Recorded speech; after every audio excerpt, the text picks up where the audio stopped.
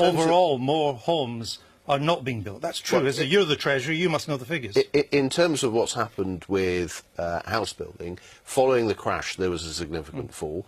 It took some time to recover. We're starting to see signs of recoveries in terms of more planning permission being granted, more home starts, as I understand it. You're not building more homes than the last Labour government.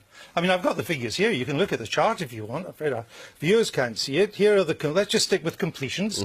Here it is in the early 2000s. It was about 140,000 houses a year. Not enough. No one says the last Labour government's housing policy was great, but it did rise to almost 180,000 before the crash. Naturally, it then came down. Under you, it then stayed flat for 11, 12, 13.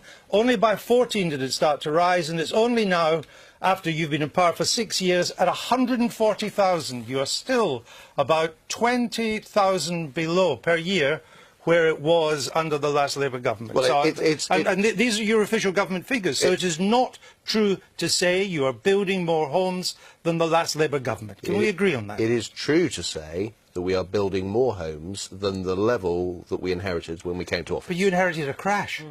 But look, let me be clear. There is still more for us to do. That's why the last autumn statement had one of the biggest housing packages that this country has seen for a very long time.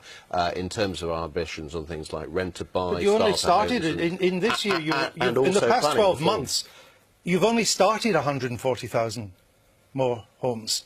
You're still way below the start rate of 180,000 before the crash. Now, it is, what, 8 years since the crash, and you're still way behind even the starting of new building than the Labour government was in 2008. It's not a great record, is it? Well, so I think in terms of planning permissions that have been granted, I think last year was not showing up in the starts. Was the best that we've had for a very long time.